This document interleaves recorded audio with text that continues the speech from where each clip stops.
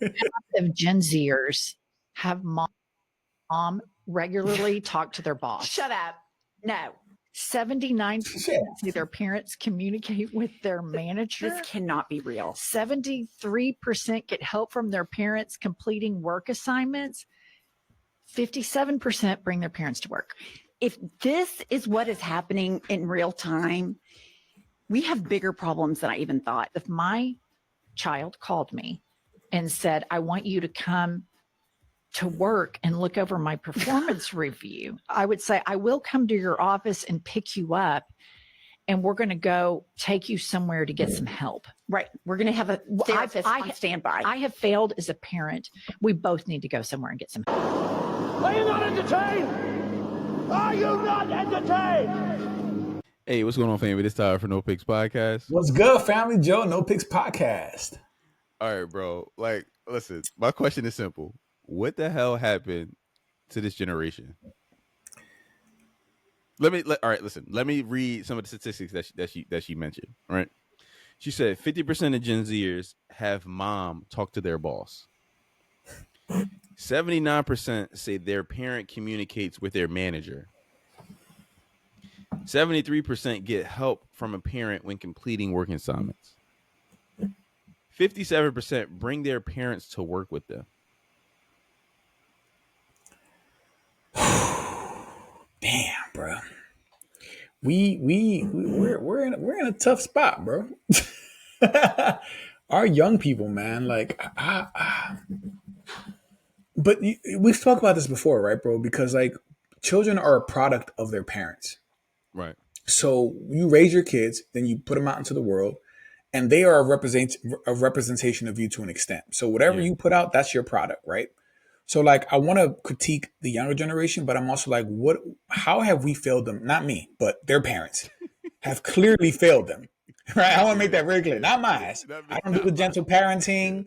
I don't do, like, that's not like, I'm sorry. My kids need to be competent, respectful, and go out there and take care of business, right? Right. But I feel like there's something about their parents that are failing them, bro. Like, I don't get it. And this would be what, millennials?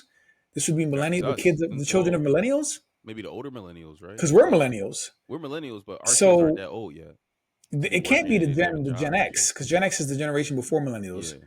So it has to be the children of millennials and maybe some of the younger Gen Zs. But like, we're talking about kids who are like 18 or 20 now. So it has to be millennials. Like, gotta be. What happened, bro? Like, that's what I'm trying to figure out. Like, we got to take it back on the adults, because we are raising these kids and putting them out into society. Like, Are we just not equipping them with the tools, with the knowledge, with the wisdom, with the confidence to take care of themselves? Like, and why are our kids so anxious and so timid and so nervous that they can't do these things? You know what I mean? Like, I don't know.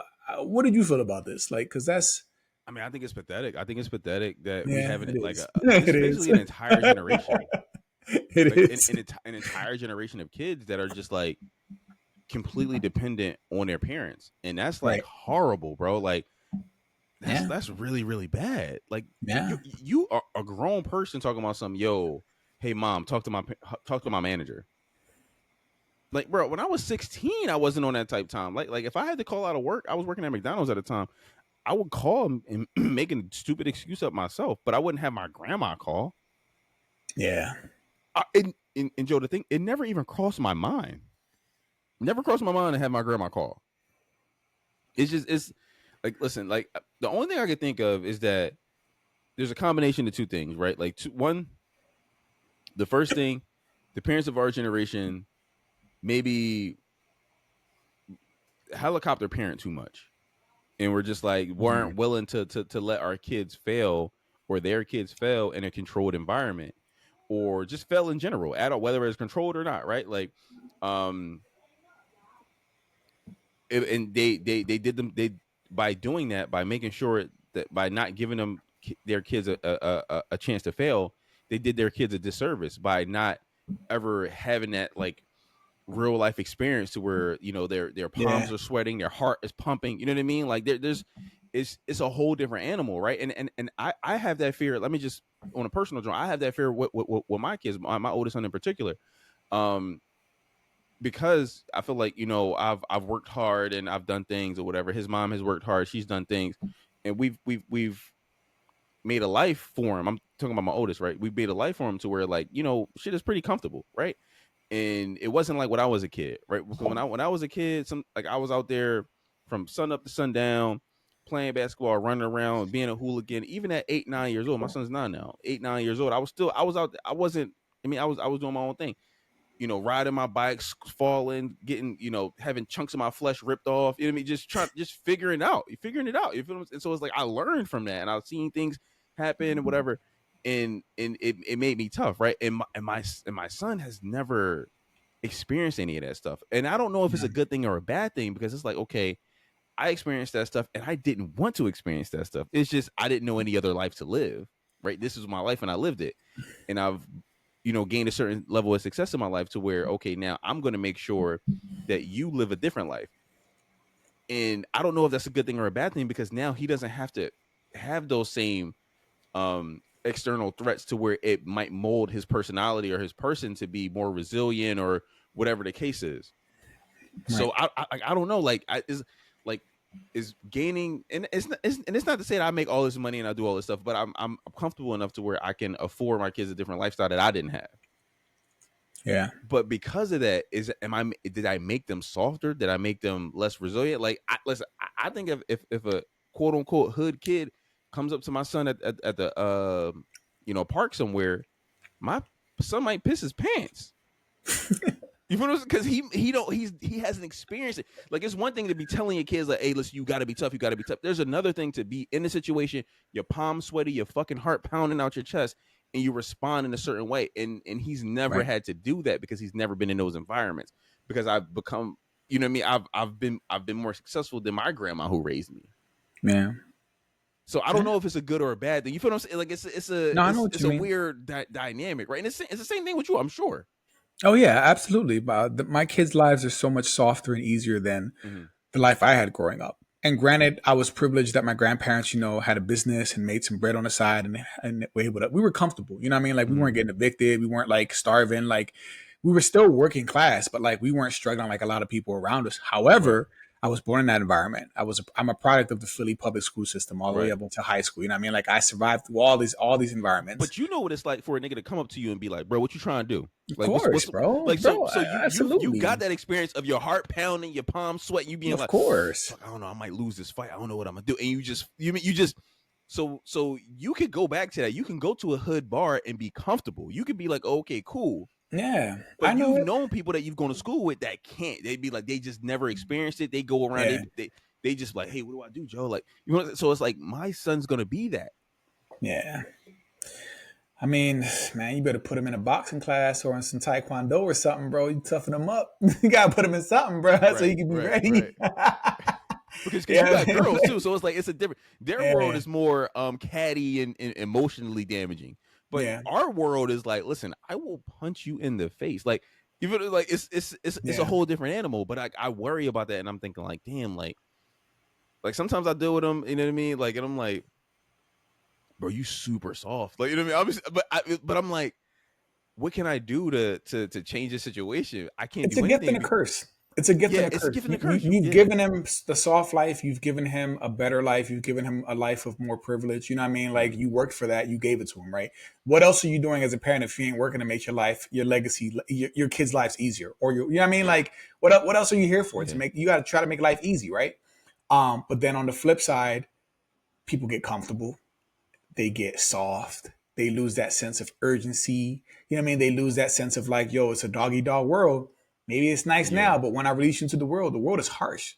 The world can be ugly. The world can be brutal. It can be savage. Like, that's still the reality, bro. Like, just because we're comfortable now, the world is still can be an ugly place. And I always remember that. I'm always aware of that. Like, you know what I mean? So, but that's the gift and the curse of what we give to our children, that they don't understand. They don't know that life. They don't know what that feels like. And they get comfortable and they start thinking that life is all peaches and creams and unicorns. And it's like, it's really not. It's really not. It's really not.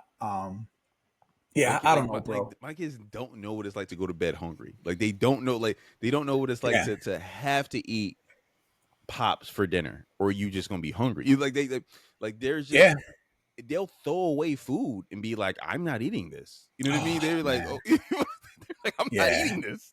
That grinds my gears, bro. Throwing away food. Oh my God, bro. That'll always get under my skin. You know what I mean? Like, you don't know what it's like to eat pancakes for breakfast and dinner. Right. You know what I mean? Like, because pancakes was the only thing we had. You know what I mean? Like, we had pancakes for dinner. Like, so I guess the point of me bringing it up is say, like, there was this dude, I don't even remember his name, and I wish I remembered his name to give him credit for this. But he was like, yo, he had a theory. He was like, listen, he was a millionaire. It was a black dude that was a millionaire. He was giving a speech somewhere, and he was a millionaire. So he was like, my kids will be successful.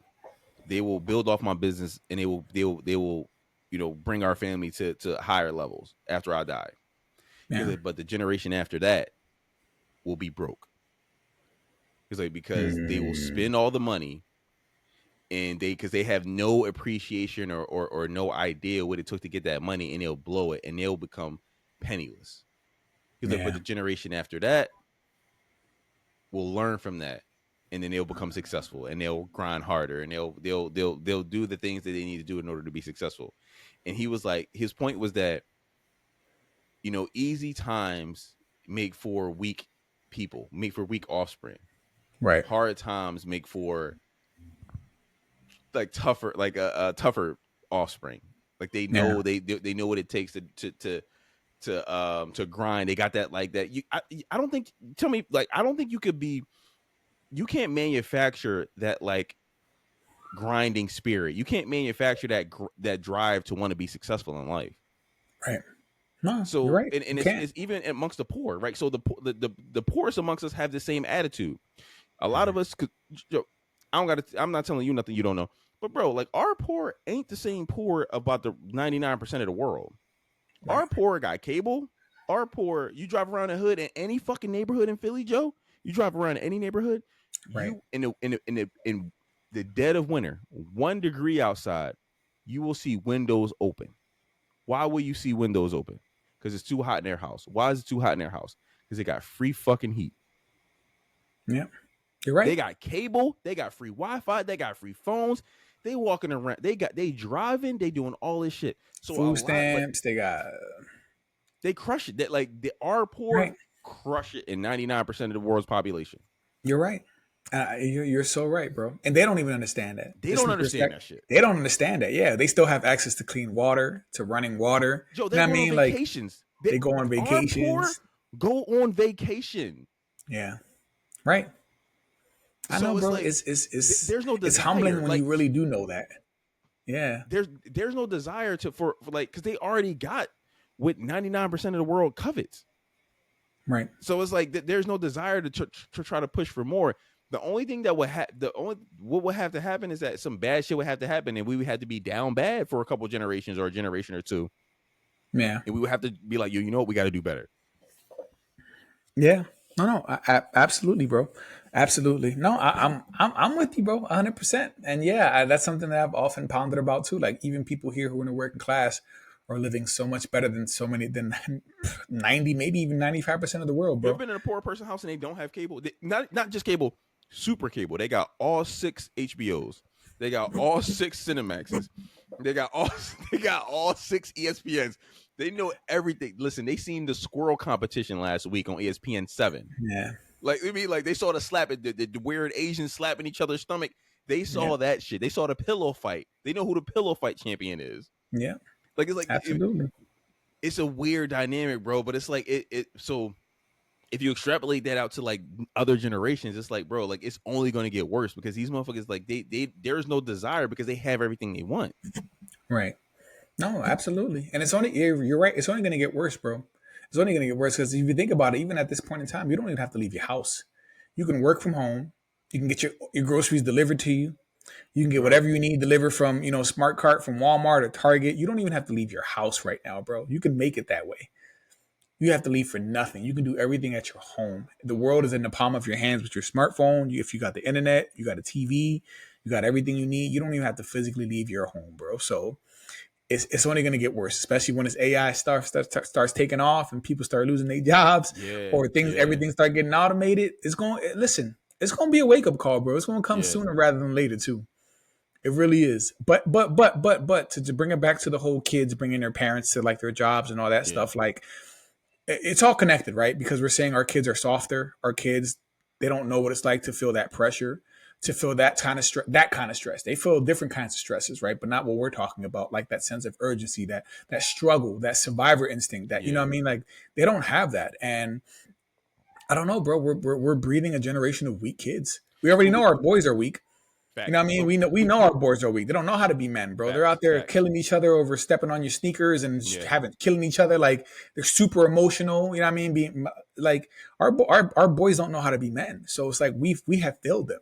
I don't know what's going to change. We did a podcast on this a while back, but it was like, you know, we did like who was the most stressed generation of all the generations. Remember we did that? Bro, it was Gen Z. Gen Z felt like they were the most stressed. And that's over the generation that went to war, World War I, World War II, Civil War, Vietnam, Great Depression, Civil Rights era, Jim Crow, the Dust Bowl. Like, I mean, like Gen Z thought that they were the worst. They thought that they experienced the worst part of American history.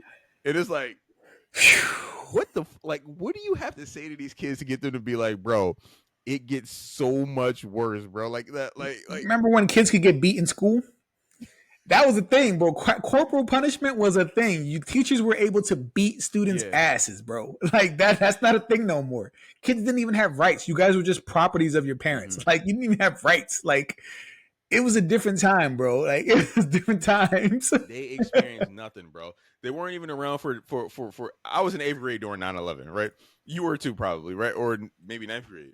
I was in freshman year, 9th grade. So 9th grade. Okay, so I was in 8th grade, but I remember my teacher coming in, Mr. Leonard, walking in and being like, "This is what hell is." And I remember being like, "Oh shit!" And he started showing all of the videos and all, and I was like, "Oh shit!" We all in the class was like, "Damn, what's going on? This is crazy, right?"